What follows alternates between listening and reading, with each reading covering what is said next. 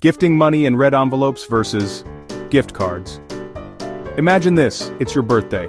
In China, grandma hands you a bright red envelope, and your heart races because you already know. There's crisp cash inside, no expiration date, no hidden fees, and no awkward store credit only. Now cut to America. It's your birthday, and Aunt Susan hands you a glossy little rectangle. You rip open the envelope to find a gift card to Starbucks. Suddenly your financial future is tied to caramel macchiatos.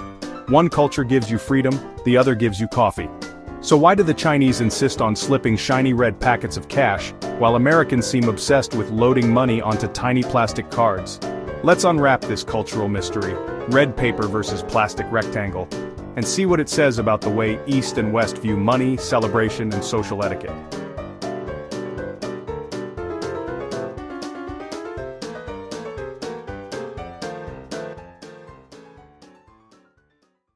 The red envelope, more than just paper. In China, the red envelope, or hongbao, isn't just a gift, it's practically a ritual. Red symbolizes luck, prosperity, and warding off evil. Stuffing money into a red envelope turns it from a financial transaction into a cultural blessing. It's not just here's 200 yuan, it's here's health, wealth, and please don't let any misfortune stick to you this year.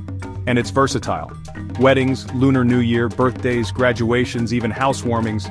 Hongbao fits them all. Forget shopping, wrapping, guessing sizes, or worrying if someone already has it. The red envelope is universal.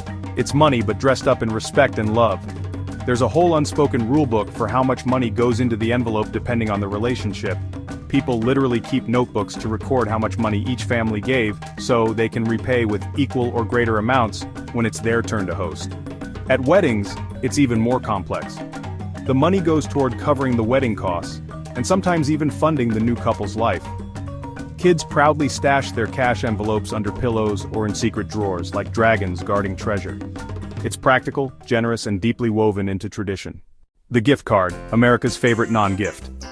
Meanwhile, in the US, people shy away from handing out raw cash. It feels too blunt, like admitting, I didn't know what to get you, so here's money. But disguise that same money as a gift card to Target, Amazon, or Olive Garden. Suddenly it's a thoughtful present. Gift cards are the perfect American solution. They say, I care enough to give you options, but not enough to know what you actually want. Gift cards are the perfect American solution. They say, I care enough to give you options, but not enough to know what you actually want. You can't blow it on rent or bills, but hey, you'll definitely get that new video game or a year's supply of scented candles. Speed versus strategy. One major difference, Chinese red envelopes are fast.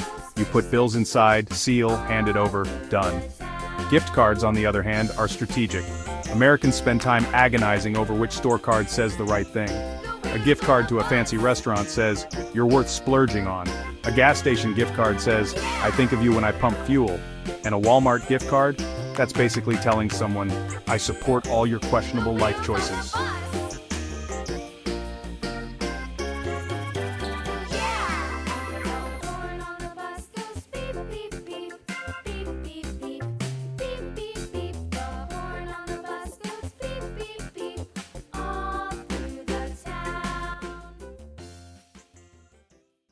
Family dynamics.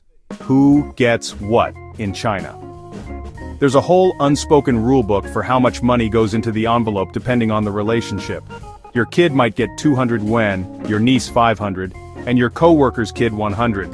At weddings, it's even more complex. People literally keep notebooks to record how much money each family gave, so they can repay with equal or greater amounts when it's their turn to host. It's less gift exchange and more intergenerational accounting system.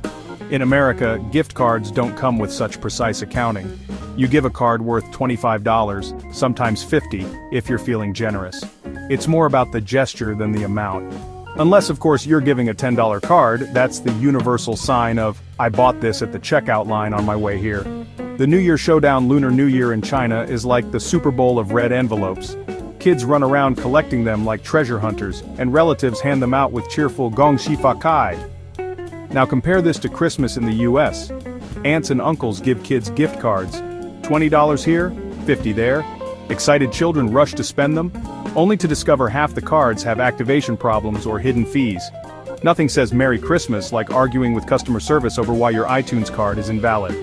Red envelopes have no hidden terms. Cash doesn't expire, you can spend it anywhere, anytime on anything. groceries, rent, bubble tea, you name it. Digital age, WeChat versus e-gift cards. Technology has only made the divide clearer. In China, WeChat revolutionized the red envelope. Now you can send money instantly with a tap, wrapped in a virtual red packet with a glowing animation. It's still fun, still lucky, and now even more addictive because of group red envelope games where people race to grab the fastest share. In the US, the innovation is the e-gift card. You get an email. Congratulations, you've received a $25 Applebee's card.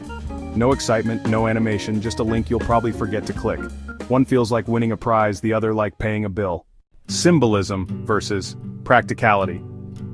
Red envelopes carry symbolism far beyond money. They're red for luck, they're given with blessings, and they strengthen social ties. Gift cards reflect American practicality. They're tidy, impersonal, and allow everyone to avoid the awkwardness of handing over straight cash. They fit perfectly with a culture that values convenience and individual choice, even if that choice is limited to buying yet another latte. Awkward moments. Let's be honest, both systems have their pitfalls. In China, if your envelope is too thin, people notice. In America, if you give the wrong gift card, say, a vegan friend gets a steakhouse card, you've officially ruined Christmas dinner. And then there's regifting. Chinese red envelopes can't really be regifted unless you're a magician at resealing them. But Americans? They've turned regifting gift cards into an art form. Somewhere out there, one unlucky Olive Garden card has been passed through 7 different families without ever being used. Conclusion: the battle of red versus plastic. At the end of the day, both red envelopes and gift cards are trying to solve the same problem. How do you show love, generosity, and thoughtfulness without buying something totally useless? China's answer is simple. Give cash, but make it festive, lucky, and socially meaningful. America's answer: give money, but disguise it so it doesn't look like money. So whether you're tearing open a red envelope filled with crisp bills or scratching your head over where to spend a Chili's gift card, remember, it's not about the form, it's about the feeling. And in both cultures, that feeling is clear. I care about you. Now go treat yourself. Just maybe not at Olive Garden. If you enjoy our videos, please like and subscribe to our channel, The Culture Clash Cafe. Don't forget to turn on the notification bell so you'll be the first to know when we release new content.